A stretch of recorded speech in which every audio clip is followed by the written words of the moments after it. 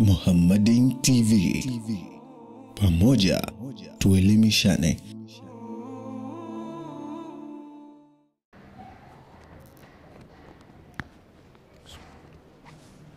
إن الحمد لله نحمده ونستعينه ونستغفره ونعوذ بالله من شرور أنفسنا ومن سيئات أعمالنا. من يهده الله فلا مضل له ومن يضلل فلا هادي له. وأشهد أن لا إله إلا الله وحده لا شريك له. وأشهد أن محمدًا عبده ورسوله صلى الله عليه وعلى آله ومن سار على نهجه إلى يوم الدين. أما بعد، فيا عباد الله، أوصيكم وإياي بتقوى الله تعالى وطاعته، فقد فاز من اتقى. أخلاق النبي صلى الله عليه وسلم مع العصاة والمذنبين. بعدكم حميد الله عز وجل. Khutba yetu ya leo inazungumzia juu ya tabia ya Mtume sallallahu alayhi wasallam pamoja na wale ambao ni wenye kufanya maasiya na madhambi. Kwa nini tumechagua maudhui hii? Ni kutokana mazingira, chokochoko, ugomvi, matusi, dharau na kejeli baina yetu.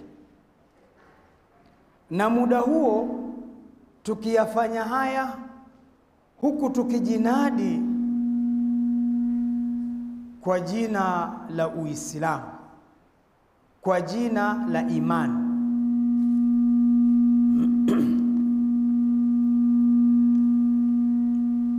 Hadithuna اليوم مع خير الأنام صلى الله عليه وسلم.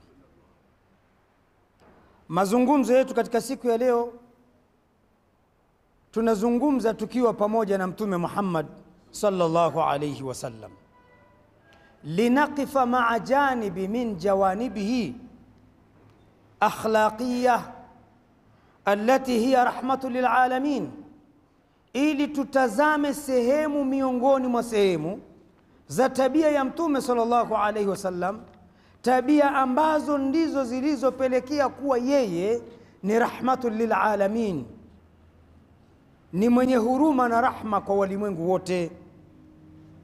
Wa taamulihi ma'a almudhnibina walusati walmukhalifin, tuone Mtume alisuhubiana vipi, aliishije, kwa sababu watu kufanya makosa tumo, watu kuwa na madhambi tumo, na watu kukhalifiana kumo. Je, Mtume aliishije na watu wa sampuli hii?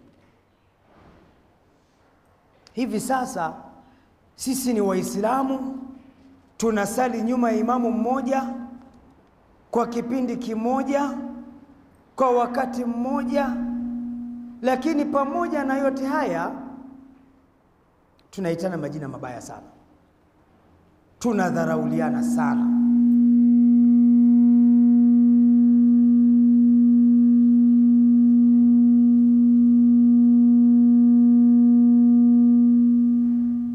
Kadhalika tunabezana pia.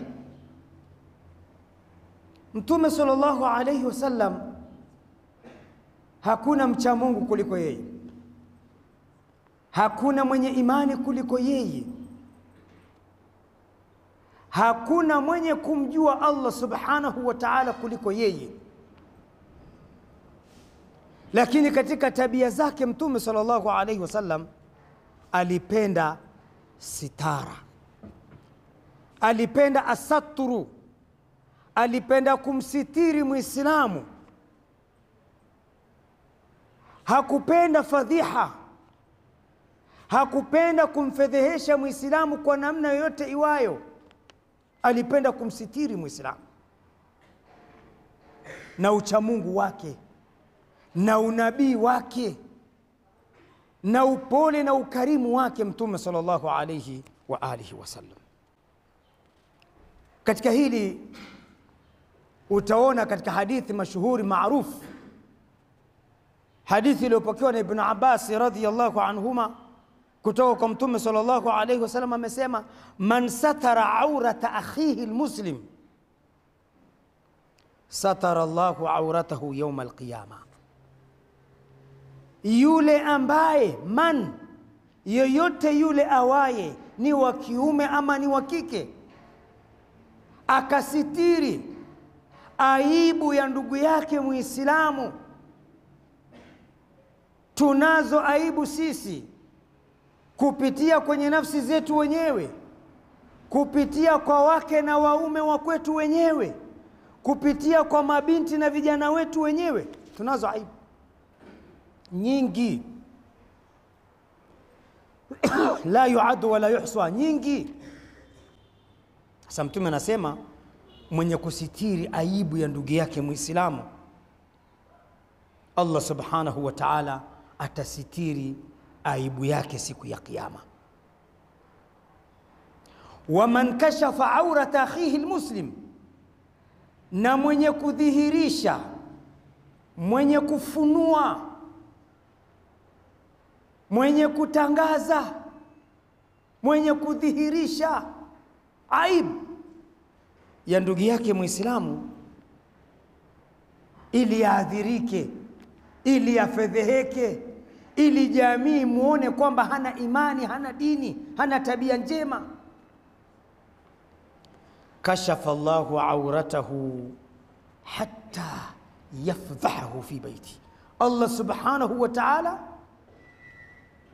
atazifunua, atazidhihirisha, atazionyesha aibu zake huyu ambaye yeye ndio ilikuwa kazi yake kudhihirisha aibu za mwenzake.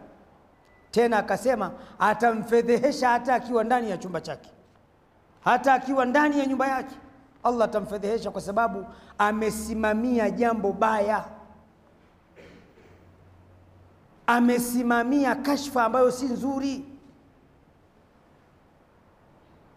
Haya ni maneno ya Mtume Muhammad sallallahu alayhi wasallam.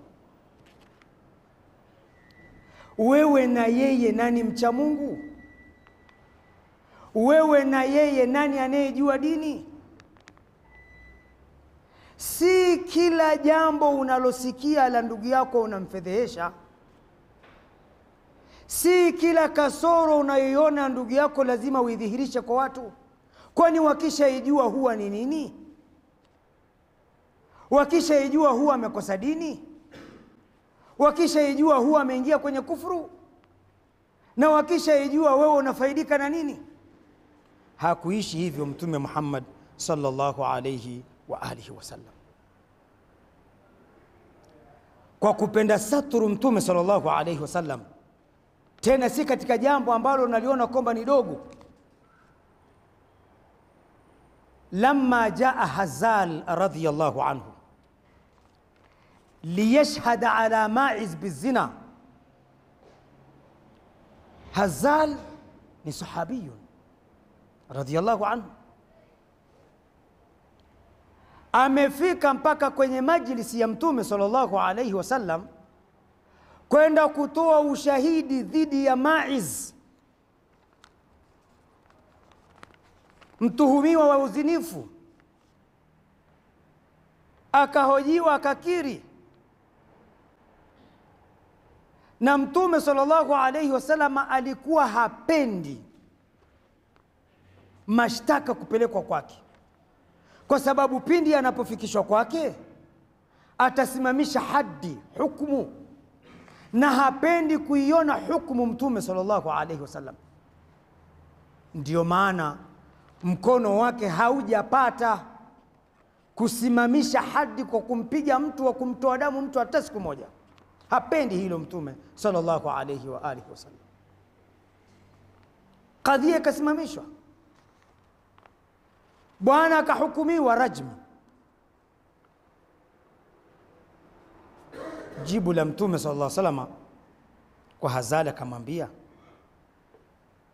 lau satartahu bithawbik lakana khairan lak, lau ungelimsitiri kwa nguo yako,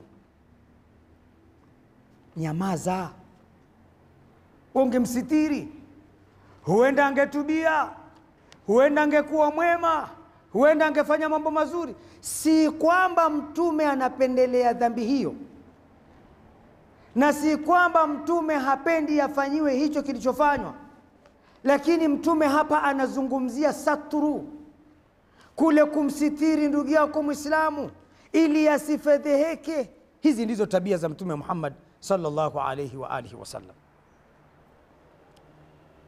Lau satartahu, lau ungelimsitiri bithawbik, kwa sitara yako wewe, kana khairan lak, hili lingekuwa ni bora sana kwa wewe ewe Hassan. Imamu Ibn al-Athir katika kusherehesha kauli hii na maneno haya ya Mtume sallallahu alaihi wasallam akasema, innama qala dhalika hubban liikhfa'i alfadhiha, si vinginevyo bali Mtume alimwambia Hazal maneno haya kwa kupenda asitiri fadhiha ya Maiz. Kaingia kwenye fahisha, kaingia kwenye kosa, basi alipenda asitirike, wala si kwa jambo jingine. Wa karahiyata liishaatiha, na Mtume alikuwa anachukizwa na hili jambo kuenea katika jamii, kwamba fulani kafanya uzinifu, ni Muislamu huyu, ana imani huyu, na anampenda Allah na mtume wake. Ndio maana alipofikia wakati wa hadi amekubali adhibiwe na amekiri juu ya kosa lake. Asiyempenda Allah wala mtume wake asingekubali kukiri na wala asingekubali makosa yale. Sisi tunakhtalifiana, tunakoseana, tunakhtalifiana katika mitazamo ya uelewa, ikawa ni uelewa wa aya ama ni uelewa wa hadithi ama ni mafuhumu fulani kutokana na uchache wa elimu zetu, hilo tu. Lakini tunafedheheshana, tunashambuliana, na wala hatujafanya maasiya. Wewe umeelewa hivi na mwenzako ameelewa vingine, tumeshindwa kusitiriana. Tena hilo lilikuwa ni dhambi kubwa. Lakini Mtume sallallahu alayhi wasallam, mtazame tabia zake, pamoja na hata wenye maasi ya madogo madogo. Alikuja mtu kwa Mtume sallallahu alayhi wasallam, faqala ya Rasulullah, inni asabtu haddan faaqimhu ilayya. Ya Rasulullah, mimi nimefanya kosa ambalo linastahiki kuadhibiwa, faaqimhu alayya, nisimamishie haddi. Kama ni viboko nitandikwe, na kama ni kufedheheshwa taazir mbele ya umma nifanyiwe taaziri hiyo, nimefanya kosa mimi. Walam yas'al, lam yas'alhu anhu. Mtume sallallahu alayhi wasallama hajamuuliza sahaba yule, kwani ulifanya dhambi gani? Kwani ulifanya kosa gani? Hakutaka hata kulijua kosa lile. Hii ni sitara. Hakutaka hata kulijua. Umetukana? Umekunywa pombe? Hapana. Umefanya? Hakutaka kulijua Mtume sallallahu alaihi wasallam kosa ambalo bwana huyu ameenda kukiri mbele ya Mtume na kumwambia, nimefanya kosa ambalo linastahiki mimi nisimamishiwe hadi, nichapwe viboko mathalan. Wa hadarat as-sala, wakati bwana huyu anaenda kushtakia makosa haya kwa Mtume SAW, muda wa sala ukafika. Fasalla maa nabii sallallahu alayhi wasallam, akatekeleza swala, akasali akiwa pamoja na Mtume Muhammad sallallahu alayhi wasallam. Falamma qadha an-nabiy sallallahu alayhi wasallam as-salah, alipomaliza Mtume sallallahu alayhi wasallam kusali, yule bwana akarejea tena.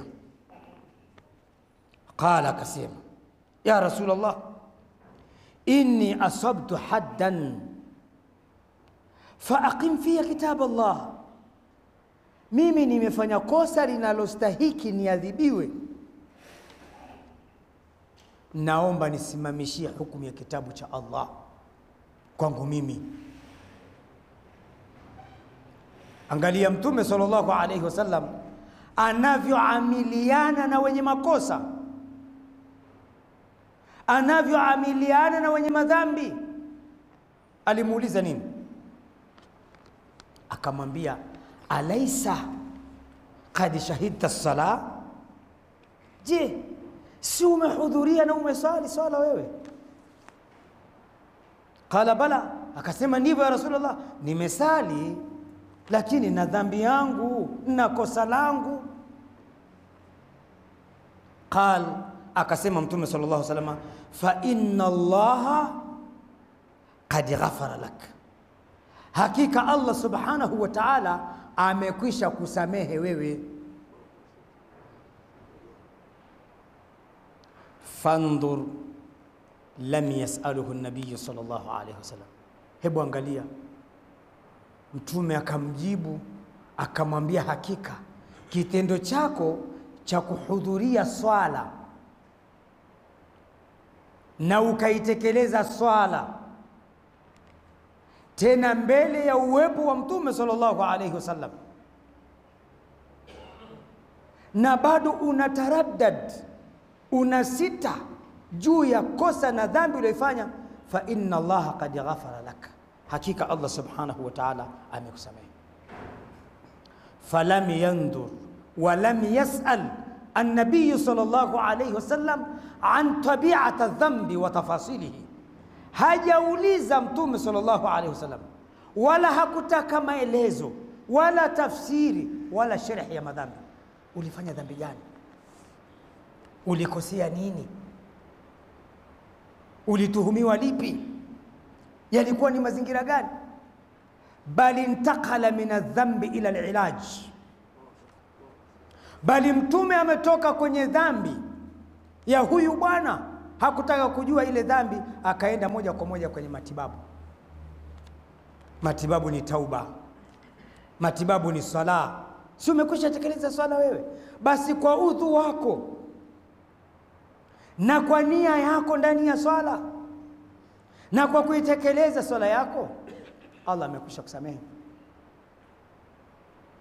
Misdaqan liqaulihi sallallahu alaihi wasallam, haya yanakuja kusadikisha pia yale maneno ya Mtume sallallahu alaihi wasallam aliposema, mwaonaje lau kuna mto mbele ya nyumba ya mmoja katika ninyi anaoga na kujisafisha kwa siku mara 5, je, kuna baki uchafu katika kiwiliwili chake?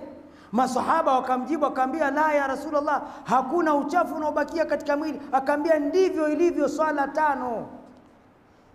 Kadiri anavyotawadha huyu mara 5, yanatoka madhambi mpaka chini ya kucha zake, muda wa kuwa tu nia yake ni njema, azima yake ni kubwa, makusudi yake ni makubwa mbele ya Allah subhanahu wa ta'ala.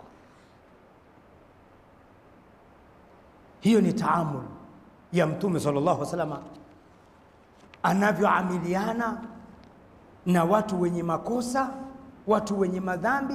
Hataki kuwatupa wala hataki kuwapoteza. Mnakumbuka kisa cha Abdullah bin Himar?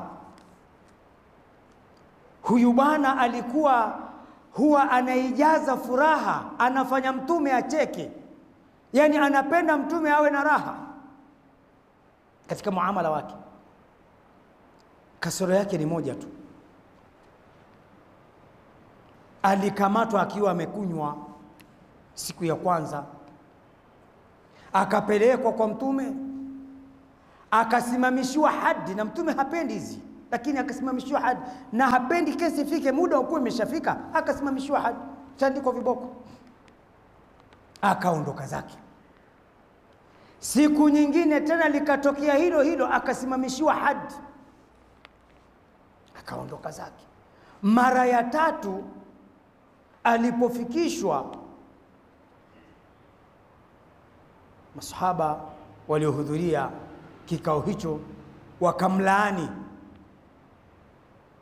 Mtume sallallahu alayhi wasallam, akagomba, akawakemea, akawaambia msimsaidie shaitani, msimpe nguvu shaitani katika kumwangamiza ndugu yenu.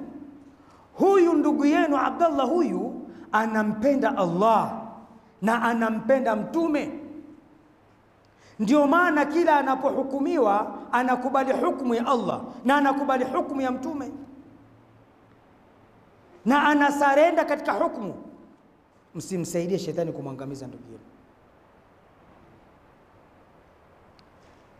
Kwa hivyo ndugu yako akilewa, usimtupe, usimpoteze, usimlaani, tafuta kila njia ya kumsogeza aje karibu, mfahamishe.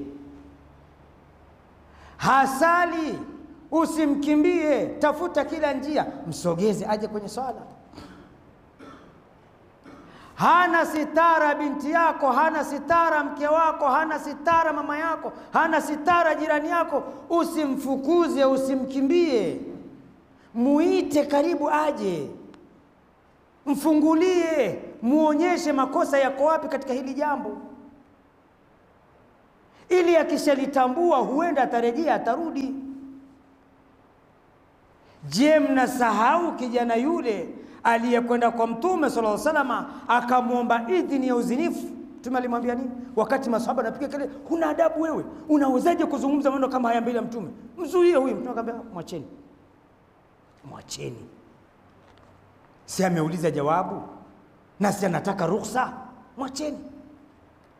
Akaanza kumuuliza Mtume sallallahu alaihi wasallam, bwana wewe, si unataka kwenda kufanya uzinifu? Naam, naruhusiwa. Rasul akamwambia, sikiliza nikwambie, je, walipenda hili kwa mama yako, afanyiwe hivyo mama yako? Sema la hasha, niko tayari nikutoe fidia ya Rasulullah, lakini mamangu asifanyie kitu kama hiki. Niko tayari kujitoa fidia, mamangu asipate na kitu hiki. Akamwambia, kama hupendi mama yako kutendewa hili, kadhalika na ndugu zako pia hawapendi mama zao kufanyiwa hivyo. Je, walipenda kwa dada yako? Jibu ni lile lile. Je, walipenda kwa shangazi yako? Jibu ni lile lile. Je, walipenda kwa mama yako mdogo? Jibu ni lile lile. Je, walipenda kwa binti yako? Abadan, sipendi. Akaambia, ndivyo ilivyo. Hata kwa ndugu zako wengine hawalipendelei hilo. Alichosema ni nini kwa Mtume sallallahu alaihi wasallam? Ud'u Allah li, niombe kwa Allah, nimeshajua ubaya, niombe kwa Allah anitakase, anitoe na uovu huu. Mtume sallallahu alaihi wasallam akamuombea huyu bwana autoharishe moyo wake, amsafishe na makosa haya. Wala hajamkemea, wala hajampiga, wala hajaonyesha kwamba una utovu wa nidhamu kiasi gani unakuja kuuliza swali baya kama hili mbele ya mtukufu wa daraja Mtume Muhammad sallallahu alaihi wasallam, bali alitaka atoe fundisho na alitaka atoe muongozo. Barakallahu li wa lakum bil Qur'anil azim wa nafa'ani wa iyyakum bil ayati wa dhikril hakim. Astaghfirullah li wa lakum wa lisairil muslimina wal muslimat fastaghfiruhu innahu huwal ghafurur rahim wa huwal barrul karim.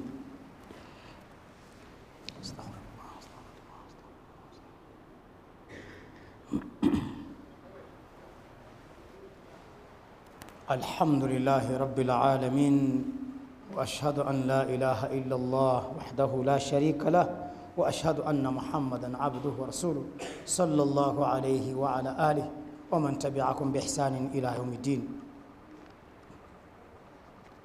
رفقة النبي صلى الله عليه وسلم وحلمه مع الجاهل. Huruma, upendo, utaratibu, upole wa Mtume sallallahu alaihi wasallam anapoamiliana na mtu ambaye ni mjinga. Ujinga hapa ni kutokuwa na elimu ya jambo, na wengi tuko hivyo. Anapokosea mwenzako usimtukane, usimdharau, usimpuuze. Muongoze, unapata ujira sana wewe. Kila atakachofanya yeye na wewe unapata ujira ule, na raha kipungui kitu. Kwa nini umwache ndugu yako angamie? Anas ibn Malik anasema, kuntu amshi ma'a rasulillahi sallallahu alayhi wasallam, nilikuwa natembea na Mtume sallallahu alayhi wasallam, wa alayhi burdatan najrani, na yeye amejivika vazi la nguo lililotengenezwa katika mji wa Najrani, kama koti kwa sasa tunavyotumia, liwe ni jacket, liwe ni juba kubwa kwa ajili ya baridi. Ghalidh, zito, ghalidhul hashia, upande wake wa pembeni ni mzito, ili limsitiri na baridi Mtume sallallahu alayhi wasallam. Fa adrakahu a'rabiyun, akaja bwana wa mashambani kule, kamfuata nyuma Mtume sallallahu alayhi wasallam, akamkwida shingoni. Fajabadhahu min khalfihi jabdatan, akamkamata kwa nyuma Mtume sallallahu alayhi wasallam, ukamataji ambao umeacha athari kwenye shingo ya Mtume sallallahu alayhi wasallam. Na ukumbuke kwamba kwenye hashia pembezoni mwa lile guo kuna nyuzi ambazo ni hashi, ni ngumu, ghalidh, nzito, kwa ajili ya kumkinga na baridi. Anas anasema, hatta raaitu safaqata unuqi rasulillah sallallahu alaihi wasallam, mpaka nikaona alama za kuumizwa kwa Mtume sallallahu alaihi wasallam kwenye shingo yake. Faqad atharat bihi hashia alburd, hakika shingo yake imeathirika ya Mtume sallallahu alaihi wasallam kutokana na uzito wa lile guo na kutokana na kubanwa na yule mzee wa mashambani. Anataka nini mzee huyu? Akaambia, ya Muhammad, aatini min mali llah, nipe katika mali za Allah. Wewe una baitul mal, unaletewa sadaka, kuna ngawira zinapatikana kwenye jihadi, kuna mali unazo chungu mzima. Aatini min mali llah, nipe katika mali za Allah ambazo ziko kwako. Sasa ni nguvu, ni lazima. Huyu ni jahil, ni mjinga. Huyu ni mtume wa Allah, hamdhulumu yoyote, na ni mwadilifu mno, na ana tabia njema, na Allah keshamsifia, wa innaka la ala khuluqin adhim, hakika wewe umo katika tabia njema mno. Walakum fi rasulillahi uswatun hasana, ninyi mna kiigizo chema kutoka kwa Mtume sallallahu alaihi wasallam, kila kitu kipo kwake. Hata alipoulizwa Aisha radhiyallahu anha kuhusiana na tabia ya Mtume sallallahu alaihi wasallam, kana khuluquhu alquran, ilikuwa tabia ya Mtume ni Qur'an. Kwa hivyo unavyomuona Mtume akitembea ni sawa na kusema kwamba Qur'an inatembea katika mgongo wa ardhi. Kwa nini huyu bwana ambinye kiasi hicho? Anataka mali. Aatini min mali llahi alladhi indak, nipe katika mali za Allah ambazo ziko kwako. Tena hajamwambia katika mali zako, min mali la, hii ni haki yetu, tupatie bwana, mimi na njaa na watoto wangu, nipe. Faltafata ilayhi an-nabiy sallallahu alayhi wasallam fadhahika an-nabiy, akageuka nyuma kumtazama Mtume, akacheka. Ni mjinga huyu, kwani aliniomba nikamnyima? Alitaka akakosa? Alilia njaa tukamnyamazia? Ni mjinga. Thumma amara lahu bi'ita, kisha Mtume sallallahu alayhi wasallam akaamrisha, haya mpatieni mjinga huyu, mpeni katika mali apate kula. Angalia taamul, angalia huruma, angalia upendo. Hivi leo hii katokeza mtu wa sampuli hii, sikuambia naye kukwida hivyo, bali ambaye anakosa tu ihtiramu na wewe, amekosa lile jina zuri la kukusifia. Uko kwenye ofisi yako, ameshindwa kukuita boss, ameshindwa kukuita sheikh, ameshindwa kukuita mkuu, ameshindwa kukuita mheshimiwa. Amekuja tu moja kwa moja, bwana, hebu nipatie changu hapa naondoke. Atabonyeza kengele mara moja tu pale. Yaani askari atakayekuja pale, wewe hautokanyaga chini. Chini hukanyagi. Hiyo chini utaenda kuikutia nje utakapochukuliwa pale. Na kitendo hiki Mtume hakuwazuia masahaba na walikuwa pale. Kama vile ambavyo kitendo cha kijana yule kumhoji maswali yale Mtume, masahaba pia walikuwa hapo na wakamzuia kabisa, mwacheni. Mfano huo kadhalika wa mjinga ni kama yule aliyekuja akakidhi haja ya mkojo msikitini, wakataka kupiga kutoka mbele, tuzirimuhu, mwacheni. Mwacheni alivyo.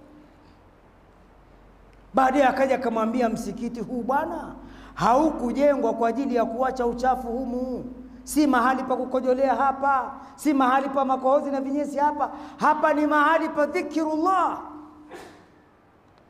Hapa ni mahali pa swala. Hapa ni mahali pa ibada. Hapa ni mahali pa adhkar.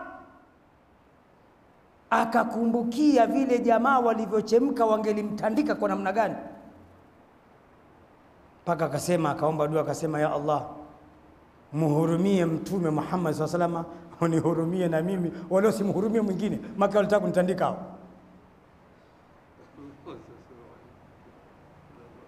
Huruma, akhlaqu nabii sallallahu alaihi wasallam, kaifa yataamal ma'a al-mukhalifin, ma'a al-usat, ma'a al-mudhnibin, wa kaifa nataamal nahnu ma'a ikhwanina al-muqassirin. Hivyo alikuwa Mtume sallallahu alaihi wasallam anafanya hivyo na watu ambao na madhambi, wana makosa, hawaache na wakarudi, anawasogeza karibu.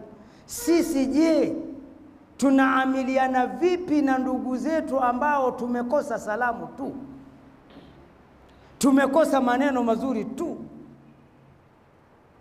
au hajakupata lifti ya gari, au kapita tu na gari, lakini gari lazima litimue vumbi na ni jangwa, kiangazi, ataendeshaje gari yake? Hana njia, lazima apite tu. Yaani kwa sababu umenunua gari mpya ndio tutumulia vumbi hapa? Wala sio hilo, si makusudio yake. Kwa nini usimwombee dua njema tu kwamba Allah akubariki katika kipanda chako, na mimi inshallah ataniruzuku kipanda na mimi nitanunua kama cha kwako inshallah? Kwa nini siwe hivyo? Kwa nini usizungumze kwa wema na ndugu yako ambaye mmekhtalifiana katika uelewa tu wa jambo miongoni mwa mambo ya kidini? Muislamu mwenzako mnapishana njia, hakuna salamu wala kutazamana. Ameua huyu? Hapana. Amefanya dhambi gani kubwa? Huyu manhaji yake ni hovyo sana huyu. Muite basi, mweleweshe manhaji nzuri afuate ili uishi naye salama. Si ni ndugu ninyi Waislamu? Hizo ni tabia za Mtume sallallahu alaihi wasallam, na sisi tumeamrishwa tuzige tabia za Mtume sallallahu alaihi wasallam ili tuingie katika ridhaa ya Allah subhanahu wa ta'ala. ربنا تقبل منا إنك أنت السميع العليم وتب علينا إنك أنت التواب الرحيم.